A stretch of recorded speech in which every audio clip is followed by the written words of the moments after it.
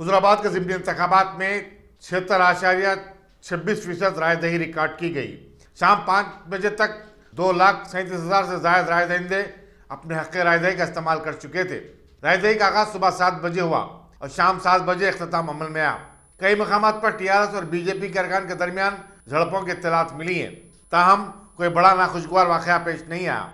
3,800 police वालों समेत central force की 20 से ज्यादा कंपनियों को अमन ज़ब्त की बरकरारी के लिए पूरे हल्के में तैनात किया गया था। जिला कलेक्टर आरवी कन्नन ने बताया कि रायदही के दौरान कोविड-19 के कवायद की मुकम्मल पाबंदी की गई थी।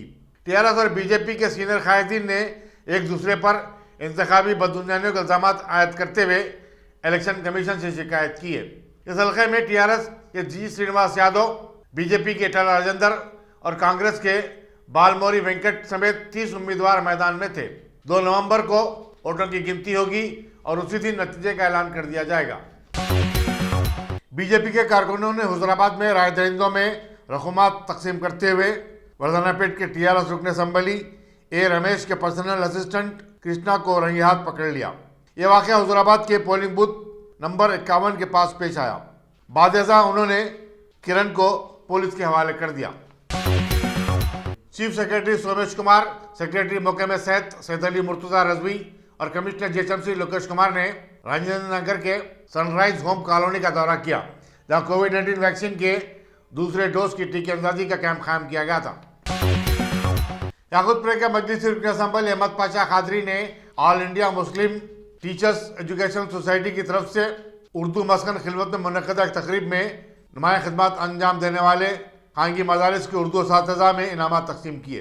इस तकरीब की सदारत सदर सोसाइटी आसिफ पाशा ने की, जबकि सेक्रेटरी डायरेक्टर रियासती उर्दू अकेडमी डॉक्टर मोहम्मद गौस, सदरनशीन Shaheen group of institution doctor Abdul Khadeer, साबिक़ vice chancellor Jamia Osmania Salman Siddiqui, career counsellor MA. Hameed मेहमानान एजाजी थे।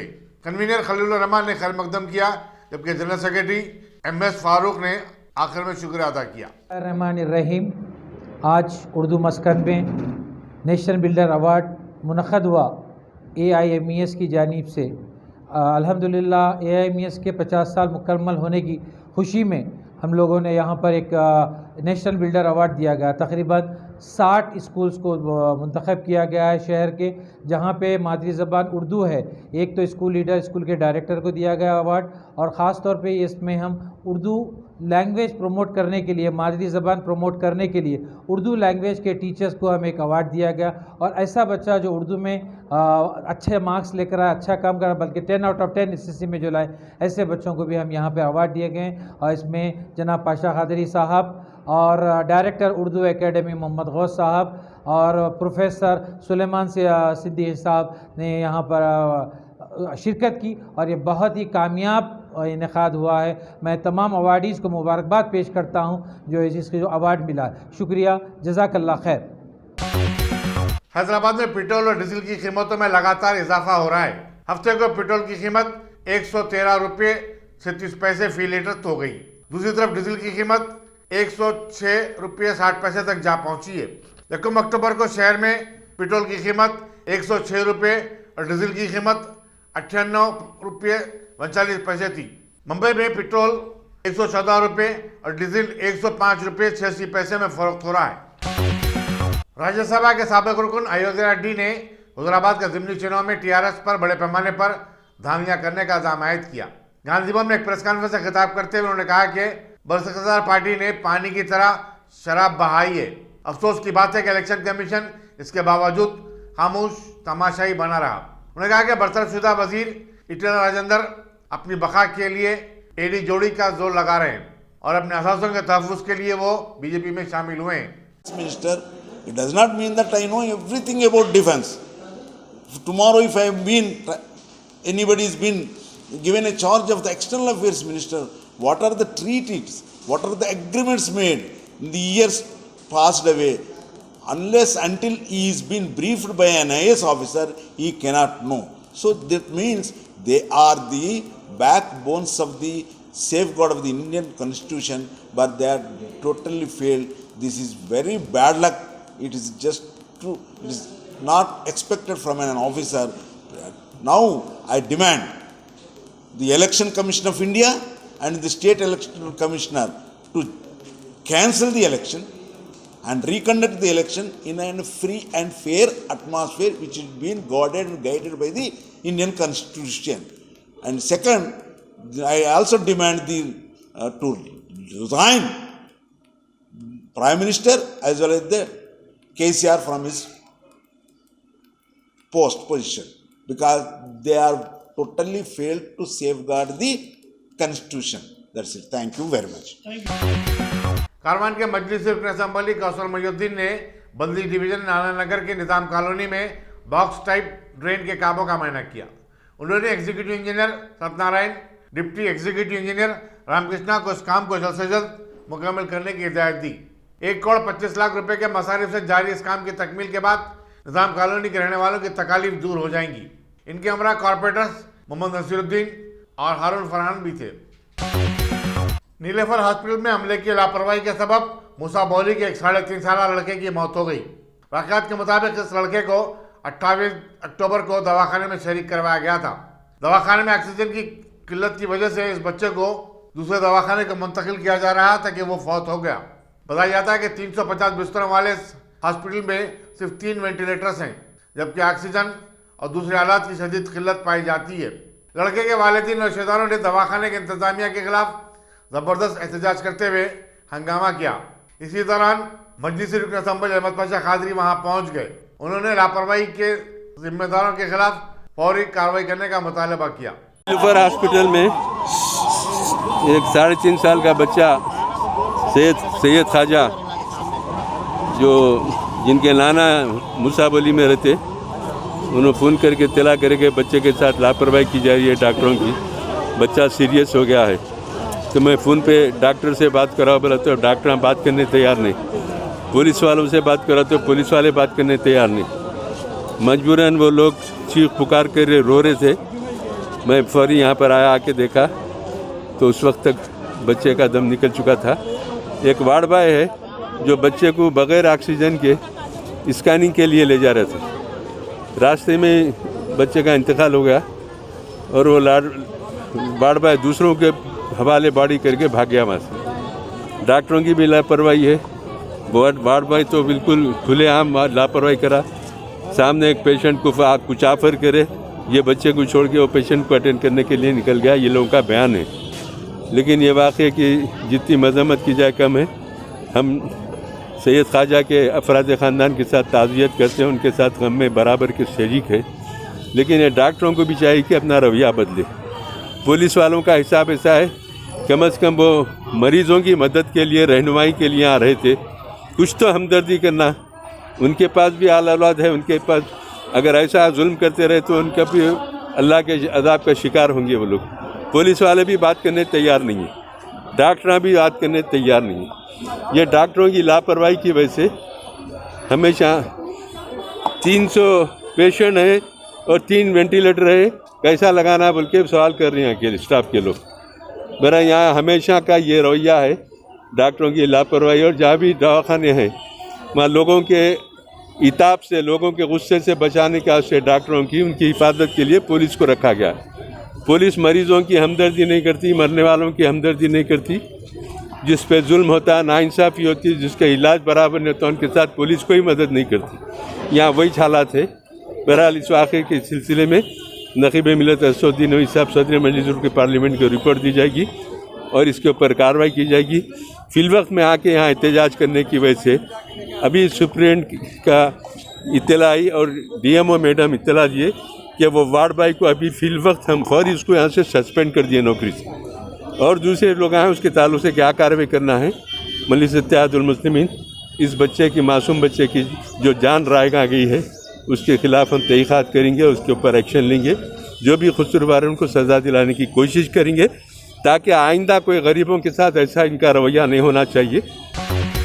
किले गोलकुंडा के इलाके नए किले में 52 एकड़ अराजी पर काश करने वाले किसानों ने सेक्रेटेरिएट के रूबरू एहतजाजी धरना मुनज़्ज़म किया। पुलिस ने तमाम को गिरफ्तार करते हुए सैफाबाद पुलिस स्टेशन को मुंतकिल किया। बताया था कि पिछले 20 साल से इस अराजी पर काश्त नहीं की जा रही थी, क्योंकि हैदराबाद गोल्फ क्लब ने गोल्फ ग्राउंड तामीर किया है, जिसमें एक खेत की अराजी भी शामिल हो गई। हुकूमत ने गोलकुंडे के किसानों से वायदा करते हुए इस अराजी के बदले दूसरी जगह दूसरी अराजी देने का वादा किया था। तेलंगाना की तश्कील के बाद चीफ मिनिस्टर केसीआर ने किसानों से वादा किया था कि वो इस अराजी के बदले मोइनाबाद में अराजी देंगे, लेकिन ये वादे को हुए 8 साल हो चुके हैं, लेकिन अब तक अराजी नहीं दी गई। किसान इस सिलसिले में सरकारी दफातर के चक्कर काटते रहे।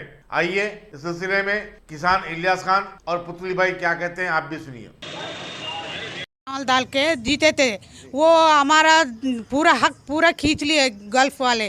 अब हम कैसा जीना हम लोग? छोटे छोटे बच्चे, शादी से नए से बच्चे घर टूट गए।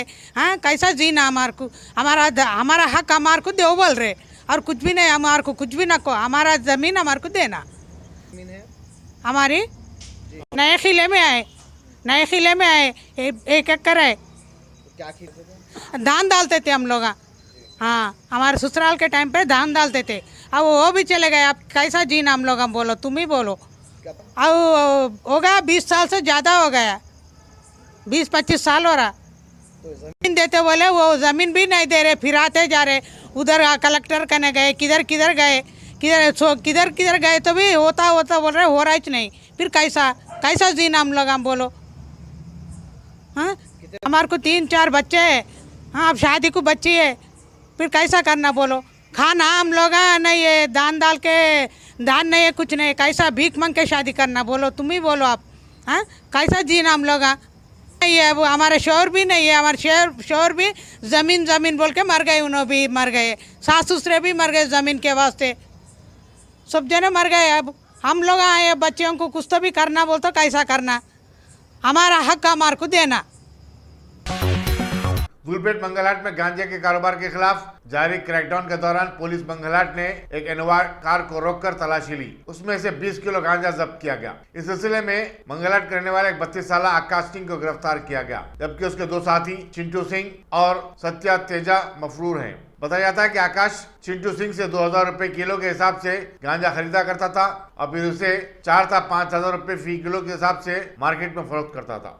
आप सब लोगों को मालूम है, गांजा के ऊपर एक स्पेशल ड्राइव कंडक्ट किया गया है। पिछले 2 महीनों से वेस्ट जोन के पुलिस ने करीब 200 लोगों के ऊपर हम लोग ये गांजा के जितने भी इम्पोर्टेंट डीलर्स है, ट्रक पेडलर, सेलर्स, डिस्ट्रीब्यूटर्स, इन सब लोगों को अरेस्ट करे। इसमें खास करके मंगलहाट धूलपेट के एरिया में करीब एक 40 के ऊपर केसेस रजिस्टर हुए। इसमें कम से कम 80 लोगों के ऊपर गिरफ्तार करें। ये सब लोग अभी जेल में हैं। कल मोस्ट एक इम्पॉर्टेंट एक्यूज्ड है आकाश सिंह, 32 इयर्स, लोअर धूलपेट का रहने वाला है। ये एक सबसे बड़ा इम्पॉर्टेंट इसका काम है कि ये ट्रांसपोर्टेशन ये खुद करता है। वाइजैक से यहाँ पे लेके आके गांजा बेचता है। ये इम्पॉर्टेंट लोगों में से एक अच्छा बड़ा ड्रग पेडलर है। इसको कल हमारे SHO रवि, मंगलहाट के SHO रवि और उनका पूरा टीम इन्फॉर्मेशन के मुताबिक इसको अरेस्ट करे, आकाश सिंह को। इसको अरेस्ट करने के बाद इसके पास से 20.5 kg गांजा रिकवर करे। इसमें ये ऑलरेडी ये आदमी इससे पहले भी जेल जा चुका है। 4 केसेस में ऑलरेडी इन्वॉल्व है। ये 4 केसेस भी धूलपेट एक्साइज और पुलिस में रजिस्टर हुए। इसको अभी कमर्शियल क्वांटिटी में ये सीज़ किया गया। अभी इसके पास जितना बरामद हुआ, ये इसके बाद इसके ऊपर PDB एक्ट लगा के इसको फिर हम लोग इनिशिएट करके फिर इसको रिमांड को भी जाएंगे। सब ये जितना इतना पुलिस वाले गांजे के ऊपर इतना जो मुहिम चला रहे हैं, उसके बावजूद भी जो है यहाँ पर गांजा आ रहा है, तो असल ये सरगना है कौन सा करने? अभी पिछले 2 महीने से जब से हम लोग ये स्पेशल ड्राइव कंडक्ट करें, अभी आप देखो धूलपेट में गांजा मिलना काफ़ी मुश्किल है। मिल रहा होगा लेकिन काफ़ी बहुत 99.9% तो हम लोग हिम्मत से कह सकते हैं कि गांजा अभी फ़िलहाल इस समय तो मिलना मुश्किल है धूलपेट में पूरे, क्योंकि 200 के ऊपर लोगों को अरेस्ट करके सारे लोग अभी जेल में, जितने भी इम्पोर्टेंट पीपल है इसमें, जितने भी ये ट्रेड में इन्वॉल्व है, रेड करके उनके घरों में कहीं भी ये लोग छुपा के रखे गांजा, दुकानों में, इन सब लोगों को रेड करके सबूत के साथ इन सब लोगों को अरेस्ट करें और सब लोग अभी जेल में है। तो इनके ऊपर काफ़ी लोगों के ऊपर PDB एक्ट इनिशिएट करे। 6 लोग के ऊपर ऑलरेडी इनिशिएट हुआ, अभी 15 के ऊपर अभी हम लोग और करने वाले हैं। जो भी इम्पोर्टेंट पीपल है इन सबको इनके ऊपर निगाह रखें और जब फिर से ये लोग अगर इन्वॉल्व होंगे तो इनके ऊपर PD एक्ट लगाएंगे, ज़रूर इनको जेल भी जाएंगे। पुलिस पहाड़ी शरीफ ने 19 अक्टूबर को एक नाले में दस्तयाब हुई नाश के केस को हल करने का दावा किया है और इस सिलसिले में शिवरामपल्ली के 35 साल शेख आदिल की पहली बीवी जोया बेगम और उसके आशना 27 साल सैयद फरीद अली, 21 साल मोहम्मद रियाज, 28 साल शेख माविया और 20 साल मोहम्मद जहीर को गिरफ्तार कर लिया है। बताया जाता है कि यूसुफन कॉलोनी चंद्रायनगुट्टे की जोया बेगम शेख आदिल की पहली बीवी थी और उसके फरीद के साथ नाजायज ताल्लुकात का इल्म होने के बाद इन दोनों में बहस हुआ करती थी। चुनाचे जोया बेगम ने फरीद और उसके साथियों के साथ मिलकर आदिल का कत्ल कर दिया और इसकी नाश को ममदीपल्ली जलपल्ली के पास ले जाकर जला दिया। इंस्पेक्टर एम श्रीधर रेड्डी ने अपनी टीम के साथ ये गिरफ्तारी अमल में लाई।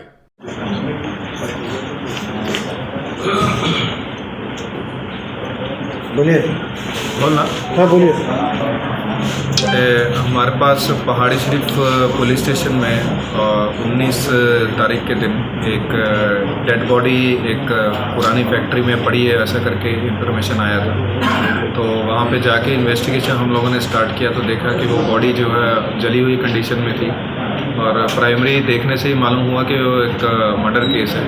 तो उसमें हम लोगों ने तहकीकात इमिडिएटली स्टार्ट कर दी और उस तहकीकात के बाद में आज 5 लोगों को उस केस में अरेस्ट किया गया है। तो बेसिकली जो मरने वाला था इसका नाम था शेख आदिल अलियास नरेश, 35 साल का था और राजस्थान एरिया का रहने वाला है। इसमें जो एक्यूज़ हैं उसमें से जो A2 है जोया बेगम, वो इसकी वाइफ है और बाकी के जो एक्यूज़ हैं A1 सईद फरीद अली और A3, A4, A5 जिनके नाम मोहम्मद रियाज, शेख माविया और मोहम्मद जहीर हैं। ये सब लोग सैदाबाद एरिया और चंद्रायनगुट्टा एरिया के रहने वाले हैं। जो A1 है उसका बेसिकली थोड़ा बिजनेस है, उसकी गाड़ी है अपनी ऑटो, वो चलाता है। तो इसमें हुआ वाक़या ऐसे हुआ कि जो मरने वाला है इसकी वाइफ के साथ इसका लव मैरिज हुआ था काफ़ी सालों पहले।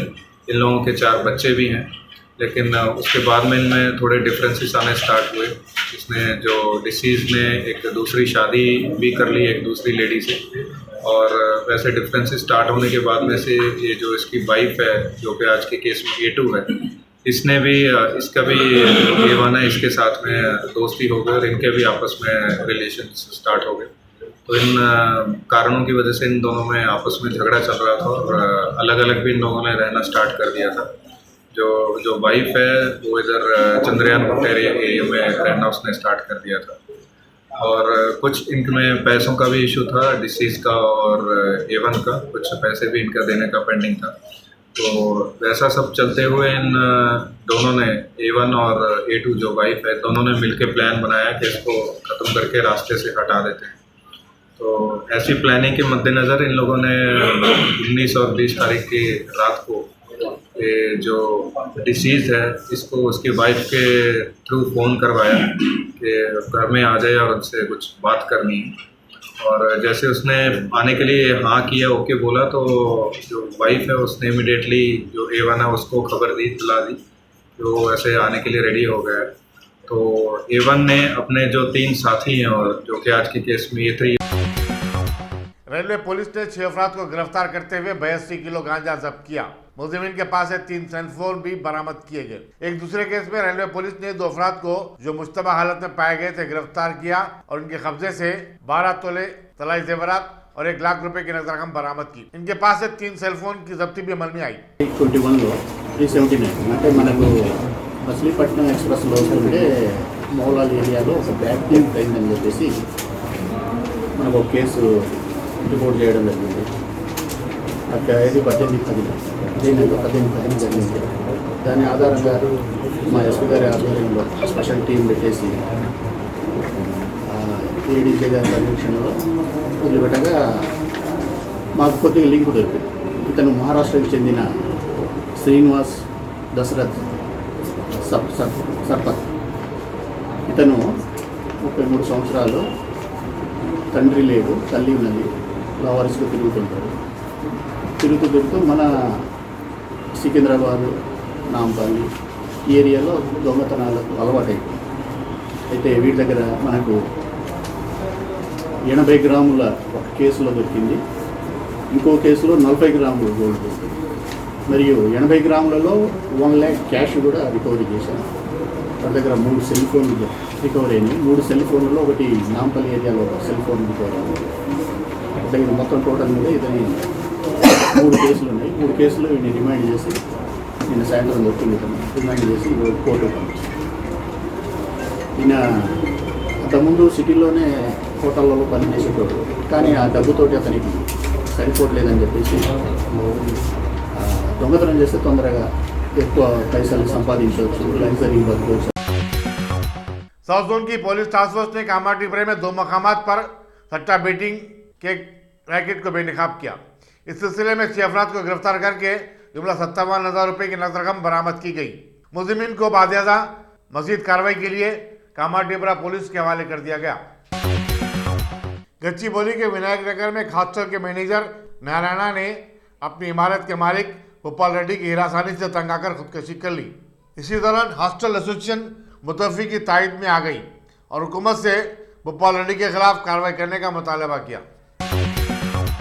दिशा रेप केस के मुलजिमीन के एनकाउंटर की छानबीन करने वाले कमीशन ने, जिसकी क़यादत जस्टिस श्रीपुरकर कर रहे हैं, शादनगर के assistant commissioner police V Surender की जिरा की.